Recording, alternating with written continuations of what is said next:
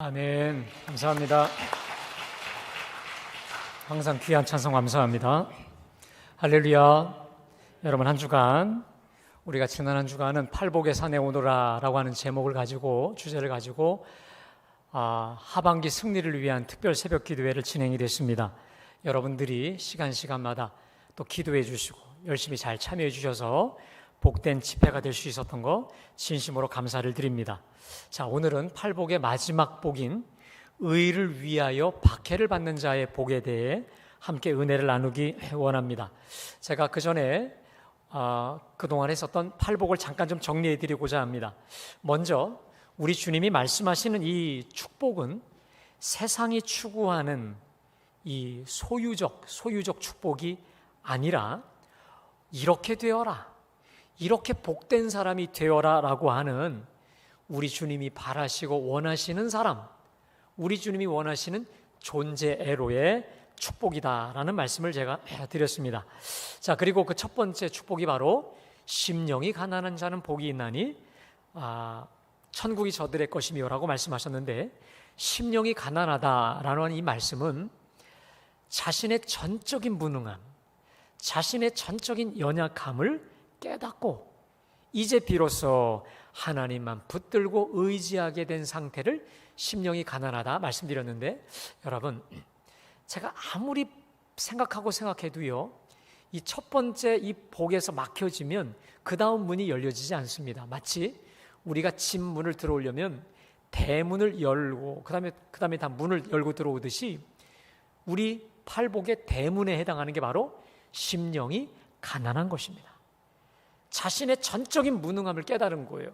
다시 말해 어린아이처럼 낮아진 상태입니다.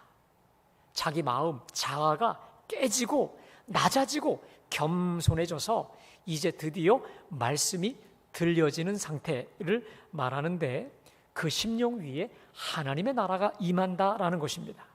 자, 특별히 이렇게 마음이 낮아지게 되면 자신의 연약함과 곤고함과 가련함을 깨닫고 마음에서 애통함이 생깁니다. 다시 말해 내 속에 있어야 될 것은 없고 없어야 될 죄악과 추악한 모습만이 보여지는 것을 보면서 애통함이 생겨요. 눈물이 쏟아져요. 자, 그리고 그 애통함 중에 어떻게 되냐면 우리 마음속에, 우리 눈에 있는 독소들이 빠지면서 사람이 온유해지기 시작합니다. 부드러워지고 따뜻하게 된다는 거예요. 이렇게 온유해진 사람은 이제 추구하는 목적이 달라집니다. 다시 말해 내가 줄이고 목마른 게 있었었는데 그 줄임과 목마름의 목적이 달라져요. 그전에는 세상적인 소유적인 것이었다면 이제는 의에 줄이고 목마른 자가 된다는 거예요. 여러분, 제가 말씀드렸듯이 의라는 건 세 가지로 말씀드렸죠. 하나는 하나님이 의라는 것이고, 그 다음 하나님과 나와의 관계를 돈독히 세우려고 하는 그 모든 행위들이 의로운 것이다. 관계의 특별함, 관계의 돈독함을 위한 모든 노력이 바로 의다. 그리고 하나님의 선하시고 의로우신 뜻과 말씀이 바로 의롭다 말씀드렸는데, 바로 이 의를 위해 내 마음에 갈망이 생겨요. 영적인 갈급함이 막 생겨진다는 거예요. 자, 그렇게 되고 나서 어떤 일이 벌어지냐면 이제 긍휼의 마음을 주셔서 다른 사람들을 긍휼히 여기는 마음, 용서하는 마음, 자비의 마음, 구제하고 싶은 마음도 막 하나님이 주신다는 거예요. 자, 그 결과 마음이 정결해집니다. 그리고 최종적으로는 화평한 사람, 다시 말해 화평을 도모하고 어디 가서나 화평을 세워가는 피스메이커, 진정한 하나님의 아들로, 하나님의 사람으로 이제 칭찬받고 인정받는 사람이 된다라고 하는 것이, 이게 바로 제가 한 주간 말씀드린 이제 팔복의 간략한 내용이었습니다. 제가 실은요, 이번에 팔복 설교를 하고 나서 이런 생각이 들었어요. 야, 이 팔복이 만만하지가 않다. 만만한 복이 아니다. 이거 한 번 설교했다고 끝날 게 아니라 두고두고 곱씹고 두고두고 묵상해야 되는 것입니다. 할렐루야. 그래서 이제는 우리가 팔복을 들은 것으로 끝나는 게 아니라 팔복을 살아내야 돼요. 팔복의 사람, 팔복의 영성인 팔복의 말씀대로 살아가는 진정한 팔복의 사람들이 다 되시기를 주님의 이름으로 축복합니다. 자, 그리고 오늘은 드디어 팔복의 마지막인 박해를 받는 자의 복을 말씀드리려고 하는데, 자, 우리 10절 말씀을 우리 다 함께 봉독합니다. 시작. 복이 있나니 천국이 그들의 것이며. 자, 역시 이 구절 역시 헬라어 원문으로 직역하면 이렇게 됩니다. 복되도다. 의를 위하여 박해를 받는 자는, 왜냐하면 천국이 그들의 것이기 때문이다. 여러분, 하나 좀 재미난 게 뭐냐면, 제가 팔복을 처음 열 때 무엇으로 열었냐면, 심령이 가난한 자는 복이 있나니 천국이 그들의 것이며. 그렇죠? 역시 천국으로 문을 열었는데, 지금 팔복 마지막을 보니까 뭡니까? 의를 위하여 박해를 받는 자는 복이 있나니 천국이 그들의 것입니다. 그러니까 천국으로 문을 열었는데 역시 또 지금도 천국입니다. 자, 그러면 처음에 천국과 지금이 같을까요? 예, 같은 듯 하면서도 좀 달라요. 자, 어떤 의미가 있냐면, 자, 천국으로 이제 팔복이 시작이 됐습니다. 자, 그런데 이제 두 번째 복부터는요, 이 천국을 소유한 것은 말할 것도 없고, 그 애통하면서 또 온유해지면서, 의해주려고 목말라지면서, 마음이 청결해지면서, 긍휼해지면서 화평한 사람이 되면서, 여러분, 계속 겹겹이 이 하나님의 나라가 이 사람 속에 쌓여지고 임하고 충만해지면서 이제 하나님의 임재로 충만한 상태가 되어져 버린 것이죠. 여러분, 오늘 본문의 천국은요, 우리가 죽어서 가는 천당, 그건 기본이고요, 미래적 개념이 아닙니다. 지금 여기예요. 지금 여기에 임재하는 하나님의 영광입니다. 할렐루야. 지금 내 속에 임재하고 있는 하나님의 충만하심, 이게 바로 하나님의 나라라는 거예요. 여러분, 우리 찬송가 중에 이 찬송가 있죠.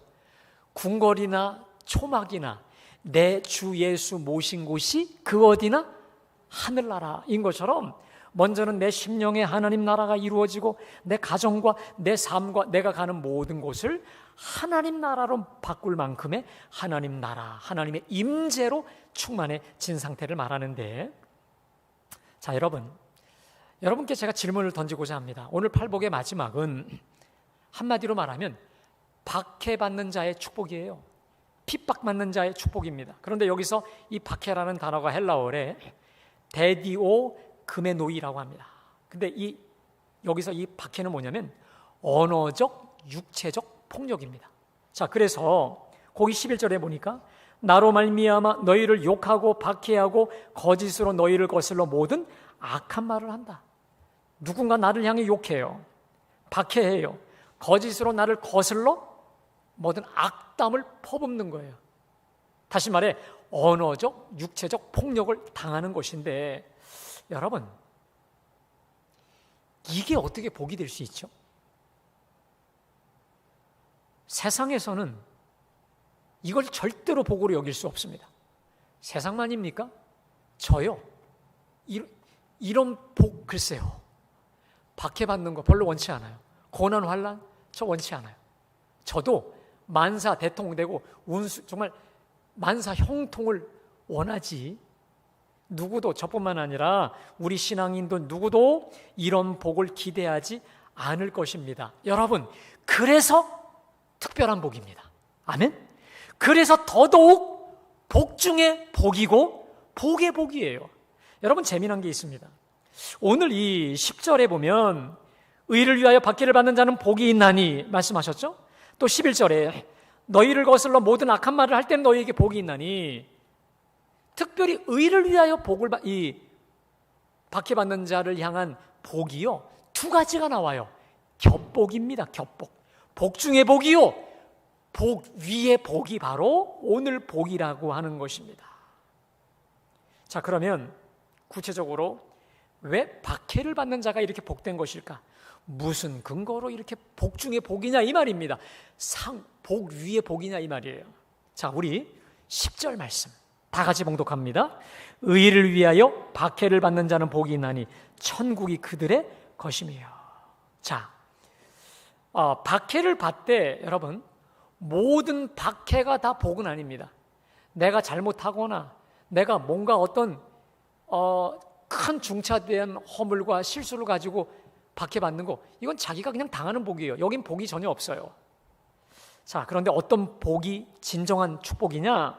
의를 위하여 박해를 받는 복이라는 거예요. 자, 그런데 그 의의 실체가 뭐냐? 여러분, 특별히 오늘 본문이 10절과 11절, 12절이죠. 그런데 오늘 본문은 참 간단하면서 재미난 게 뭐냐면, 오늘 본문의 핵심은 뭐냐면 10절에 의를 위하여 박해를 받는 자의 복입니다. 그리고 10절이 결론이고요. 11절과 12절은 10절에 대한 주석이에요. 해설이에요. 조금 더 쉽게. 자, 의를 위하여 박해를 받는 자가 복이 있다고 했는데 그 의의 실체가 뭐냐? 11절에 보니까 나로 말미암아. 나가 누굽니까? 우리 예수님 아니겠습니까? 다시 말해 우리 예수님을 위해, 예수님 때문에 박해받는 자가 복이 있다라고 하는 것이죠. 자, 그렇습니다, 여러분. 결국 의를 위한 박해란 우리 예수님으로 인해 누군가가 나를 욕하고 거짓으로 나를 거슬러 모든 악한 말을 하고 내가 박해를 받는 그 순간 복이 있다라는 거예요. 자, 그래서 12절, 우리 12절 다 같이 봉독합니다. 기뻐하고 즐거워하라. 하늘에서 너희의 상이 큼이라. 너희 전에 있던 선지자들도 이같이 박해하였느니라. 여러분, 의를 위해, 다시 말해 주 예수님으로 말미암아 박해를 받으시죠. 여러분, 기뻐하고 즐거워하시기를 간절히 축원합니다. 자, 그런데요, 평행구절이 누가복음 6장 23절인데 여기서는요 하나 더 나아가요. 우리 다 같이 봉독합니다. 시작. 그날에 기뻐하고 뛰놀라. 하늘에서 너희 상이 큼이라. 그들의 조상들이 선지자들에게 이와 같이 하였느니라. 따라합시다. 기뻐하고 뛰놀라. 이게 뭡니까? 기뻐하고 춤추라는 거예요. 그냥 가만히 앉아있지 말고 그냥 뛰어놀라라는 거예요. 너무도 기쁘고 좋은 거니까. 근데 여러분, 유진 피터슨이라고 하는 목사님이 있는데 이분이 쓴 메시지 성경이라는 데서는요 이 구절을 두고 이렇게 번역합니다. 그런 일이 일어날 때 너희는 기뻐해도 좋다. 아예 만세를 불러도 좋다. 뭘 부르라고요? 아예 만세를 부르래요. 다시 말해 주 예수님으로 말미암아 박해와 핍박을 받잖아요. 악담을 받아요. 험담을 받아요. 육체적, 신체적 혹은 언어적 폭력을 당해. 만세를 부르라는 거예요. 여러분, 이게 도대체 무슨 근거로 이런 것입니까? 자, 그 이유가 있습니다. 자, 오늘 제 설교의 결론인데 따라하겠습니다. 하늘에서 너희의 상이 큼이라. 예, 여러분, 거기 12절에 보십시오. 기뻐하고 즐거워하라. 하늘에서 너희 상이 큼이라. 그러면서 그 뒤에 뭐라고 합니까? 너희 전에 있던 선지자들도 이같이 박해하였느니라. 그 박해, 그 핍박 너만 홀로 받는 게 아니라 믿음의 사람들, 하나님의 사람들, 말씀대로 제대로 살려고 했던 믿음의 사람, 선지자들은 다 받았던 거야. 이상히 여기지 마. 이상히 여기지 마. 도리어 기뻐하고 즐거워해. 그 이유, 하늘에서 너희의 상이 큼이라. 여러분, 사실 제가 그 전까지만 해도 이 구절이 안 들어왔는데 오늘 말씀 준비하면서 말씀이 크게 들어왔습니다. 여러분, 오늘 펜이 있는 분들은요 하늘에서 너희 상이 큼이라 줄을 쫙 치십시오. 핵심 구절이 될 것 같습니다. 우리 보통 하늘에서 너희 상이 크다라고 하면 어떻게 생각합니까? 먼저 이 구절을요 영어 성경에 이렇게 말합니다. A great reward await you in heaven이라고 되어 있습니다. 우리는 보통 이렇게 생각하죠. 이렇게 주님을 위해 핍박을 받으면 천국에 가잖아? 그러면 엄청난 금면류관으로 씌워주실 거야. 그래서 어떤 사람은 농담으로 꿈을 꿨더니 난 금면류관인 줄 알았더니 개털모자라고. 그래서 부흥사 목사님들이 그런 비유 많이 하잖아요. 개털모자 쓰지 말고 금면류관 받으십시오라고 하지 않습니까? 예, 물론 틀린 말은 아니죠. 그런데 여러분, 오늘 하늘에서 너희 상이 큼이라 이 구절은요 미래적 의미, 이건 맞기도 하지만 그렇지 않습니다. 현재적인 거예요. 지금 여기에서 하늘로부터 주시는 너희 상이 크다, 위대하다, great, 크도다 이 말입니다. 자, 여러분, 그렇다면 구체적으로 우리에게 부어주시는 우리 하나님의 위대하신 상급이 어떤 것일까요? 그것은 바로, 자, 10절을 제가 다시 봉독하면, 의를 위하여 박해를 받는 자는 복이 있나니 천국이 그들의 것임이라. 한번 따라 합시다. 천국이 그들의 것임이라. 여러분, 그 상급이 바로 이 상급이에요. 바로 이 땅에서 하나님의 나라, 다시 말해 첫 번째 복부터 차곡차곡 쌓여졌던 충만한 하나님의 임재. 아멘? 여러분, 우리가 성경에서 보면 하나님의 나라가 가까이 왔다, 하나님의 나라가 임했다라는 말은 우리 주님이 정확히 알려주세요. 천국이 어디 있느냐고 물을 때에 천국은 여기 있다 저기 있다 아니라 너희 마음 안에, 너희 가운데 있느니라. 따라합시다. 현세 천국. 무슨 천국이요? 우리 예수님이 오시면서 이 땅에 몸소 하나님 나라로 오신 줄로 믿습니다. 우리 예수님이 오시면서 그분이 몸소 하나님 나라로 이 땅에 오셔서 하나님 나라를 확장시켜 가셨어요. 특별히 이 하나님 나라의 핵심이 뭐냐면 하나님의 임재예요. 하나님의 다스리심이에요. 하나님이 사로잡아 주시는 거예요. 한번 따라 합시다. 하나님의 충만한 임재. 믿으세요? 이게 바로 하나님의 나라인데, 주 예수님을 위해 박해받는 자 위에 하나님의 충만한 임재로 둘러덮어 주시겠다 이 말이에요. 그러니까 핍박받을 때 만세 부르라는 거예요. 기뻐하고 즐거워하라는 거예요. 아멘. 그 핍박하고는 비교도 될 수 없는 하나님의 충만한 임재가 너를 사로잡아 줄 것이기 때문에, 너 그 전에 여러 선지자들도 우리 하나님의 그 충만한 임재하심으로 넉넉히 이기고도 남았거든.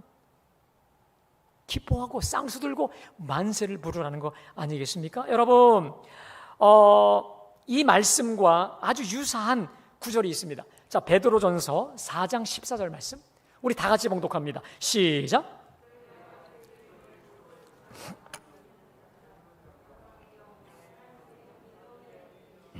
우리 다시 한번요. 너희가 그리스도의 이름으로 치욕을 당하면 복이 있는 자로다. 영광의 영, 곧 하나님의 영이 너희 위에, 따라합시다. 하나님의 영이 너희 위에 계심이라. 할렐루야. 예수님 때문에 치욕을 받고, 예수님 때문에 박해를 당하고, 예수님 때문에 온갖 모욕을 받지요. 여러분, 그때 임하실 하나님의 영광, 그때 우리를 둘러 덮어주실 충만하신 하나님의 영을 기대함으로, 그 영, 성령으로 충만함으로 여러분, 그 모든 어려움들 넉넉히 이기고 나가게 하여 주실 줄로 믿습니다. 여러분, 이 사실에 대해서, 이 구절에 대해서 독일의 위대한 신학자요 순교자였던 보네퍼 목사님이 이렇게 해석을 합니다. 좀 띄워주실까요? 제가 읽겠습니다. 11절에 나로 말미암아라고 하는 표현은 제자들이 모욕을 당하지만 실제로 모욕을 받는 당사자는 예수 자신이라는 뜻이다. 모든 것이 그분의 책임이다. 그들이 모욕을 당하는 것은 그분으로 말미암은 것이기 때문이다. 그분께서 책임을 지신다. 욕, 치명적인 박해, 악담은 제자들이 예수와 친교를 맺으며 누리는 복을 확증할 뿐이다. 자, 여러분, 그 맨 밑에 구절이 무슨 말이냐면요, 욕과 치명적인 박해와 악담이 커지면 커질수록 제자들이 예수와 누리는 친교는 더 커진다는 거예요. 특별히 재미난 것은, 따라합시다. 그분께서 책임을 지신다. 여러분, 지금 이 고난이 누구 때문에 받는 고난이에요? 예수 때문에 고난은 받는 거잖아요. 근데 보네퍼 목사님 말에 의하면 예수님 때문에 당하는 고난은 실제로 누가 받는 고난이냐? 예수 그리스도가 받는 고난이기 때문에 그분이 내 모든 것이 되셔서 책임져 주신다 이 말이에요. 그래서 더 깊고 넓은 예수님과의 교제, 코이노니아, 그것으로 인도해 주실 거니까 기대해, 걱정하지 마, 만세를 불러, 이 말이에요. 여러분, 주님으로 말미암아 받는 고난, 모욕, 그때 우리 주님은 우리를 홀로 두지 아니하시고 우리의 모든 것을 책임져 주실 줄로 믿습니다. 여러분, 사람도 그래요. 제 개인적인 간증 하나 드릴게요. 간증이라기보다는요, 제가 부목사 시절에 어느 교회에서 제가 섬기던 교회를 향해 완전히 오해해요. 그래서 그 교인들 한 몇십 명이 몰려왔어요. 제가 그 사태를 수습하기 위해서 나갔는데, 와, 여러분, 제가 지하 1층에서 몰렸습니다. 20-30명이 저를 몰려들고 에워싸는데 이러다 가겠구나, 이러다 정말 죽을 줄 알았어요. 와, 그냥 에워싸서 그냥 밀어버리는 거예요.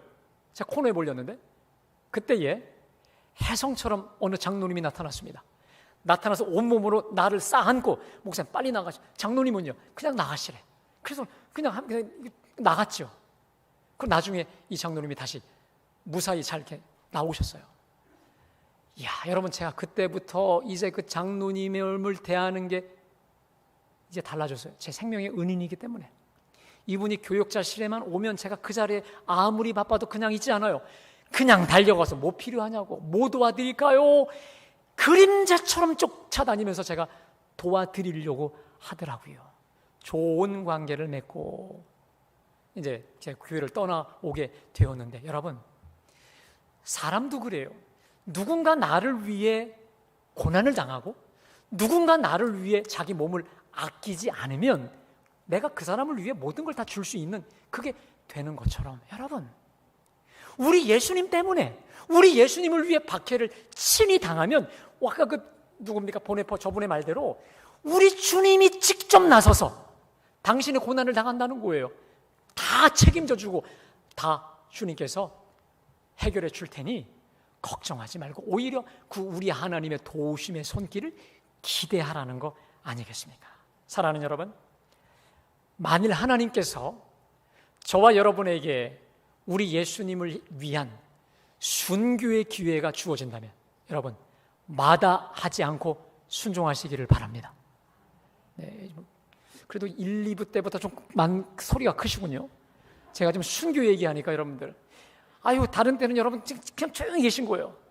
자, 여러분, 우리 예수 믿는 사람이 받을 수 있는 가장 큰 축복이 있다면 순교라고 하는 것의 축복입니다. 그리고 오늘 우리 지휘자님이 순교자의 신앙 따라 순교자의 영성, 여러분, 우리가 참 잃어버리고 있는 신앙이 순교자의 영성이에요. 순교자의 신앙이에요. 내가 죽으면 죽으리다 라고 하는 순교자의 영성이 있는 한, 여러분, 교회는 절대로 부패하지 않아요. 근데 그게 사라지는 순간 교회는 그때부터 썩고 부패하고 세상과 똑같아질 수밖에 없는데, 여러분, 우리 하나님이 순교 아무나 시키지 않습니다. 아무에게나 순교의 축복을 주시잖아요. 왜? 이게 엄청난 축복인 걸 알기 때문에 그러거든요. 여러분, 물론 사소한 것 때문에 목숨 걸지 마십시오. 제가 여러분에게 드리고 싶은 것은, 내가 반드시 주님 내 신앙을 고백해야 되고 내가 피할 수 없는 반드시 고백자의 위치에 서는 위치라면 여러분들이 마다하지 말라라는 걸 여러분에게 드리고 싶은 거예요. 따라합시다. 순교자의 영성, 순교자의 믿음, 이 믿음을 여러분들이 항상 견지하시기를 간절히 축원합니다. 감리교 신학대학의 한국교회사 교수셨던 이덕주 교수님이 이런 말을 했습니다. 이분이 한국교회의 이 순교자들, 주기철 목사님이라든지 또 세계교회에 있는 여러 위대한 순교자들을 연구했는데, 여러분, 한 가지 특징이 있습니다. 자, 좀 띄워주실까요? 백색, 보면 따라합시다. 백색 순교, 적색 순교. 이 적색 순교가 뭐냐면 진짜 피 흘려 죽는 건데, 결정적인 순간에 적색 순교를 했던 사람들의 특징이 뭐냐? 평소 백색 순교가 됐더라, 이 말이에요. 자, 백색 순교란 뭐냐?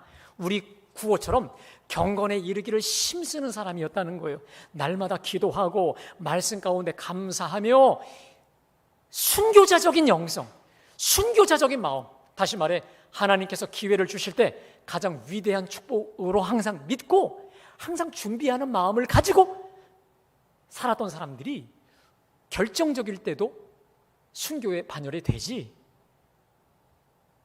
그렇지 못했던 사람들은요, 결정적일 때 다 배신하고 변절하더라, 이 말이에요. 여러분, 순교자적인 믿음, 순교자적인 마음, 내가 죽으면 죽으리라고 하는 우리 하나님이 나에게 가장 위대한 축복의 기회를 주신다면, 예! 순교자의 반열에 서겠습니다라고 미리 우리가 준비하고 결단하며 살아갈 수 있는 우리 모두가 되시기를 간절히 축원합니다. 여러분, 제가요, 오늘 설교의 마무리를 하면서 이렇게 백색 순교, 적색 순교의 모델을 여러분에게 제시합니다. 저는요, 이번에 팔복을 준비하면서 이분이 더 귀해졌어요. 왜냐하면 이분은 팔복 그대로를 살아냈어요. 그리고 산상수훈 그대로를 살아냈습니다. 누구냐면 오늘 제가 주보에 실은 디트리시 보네퍼라는 목사님입니다. 좀 띄워주시겠습니까? 저분은 1945년 4월 9일, 쉽게 말하면 이제 히틀러가 며칠 뒤에 자살하고 이제 전쟁이 끝나거든요. 근데 그 며칠 전에 교수형으로 죽은, 다시 말해 39세의 순교한 분입니다. 근데 저분은요, 어떤 사람이냐면 21살에 신학 박사 학위를 받아요. 21살. 그리고 24살에 베를린 대학의 조교수 자격이 돼요. 그러니까 완전히 천재인 사람이에요. 자, 그러다가 좀 넘겨주실까요? 히틀러가 집권을 하면서 많은 독일의 교회들이, 국교회들이 히틀러를 찬양합니다. 위대한 하나님의 사도를 이 땅에 보내셨다 하면서 다 교회들이 변절합니다. 아니, 근데 이 보네퍼가 가만히 보니까 내가 그렇게 믿고 신뢰했던 교회들도 다 정권에 야합하는 모습으로 가버린 거예요.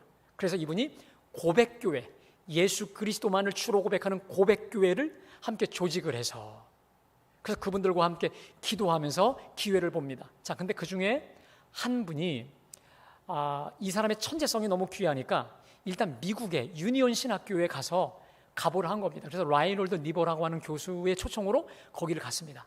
자, 니보 교수가 이렇게 말합니다.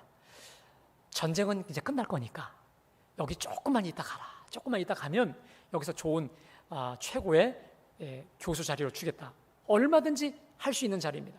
근데 이분이 그냥 일단 미국에 초청으로 갔다가 그날 밤에 기도를 합니다. 근데 아무리 봐도 이건 하나님 뜻이 아니에요. 그래서 바로 그 모든 제의를 거부하고 독일로, 그 포화 속으로 들어가요. 내가 만일 지금 이 시간에 조국을 건지지 못하면 조국이 해방된다 할지라도 나는 떳떳한 하나님의 사람이 될 수 없습니다. 모든 걸 다 거부하고 이제 조국으로 갑니다.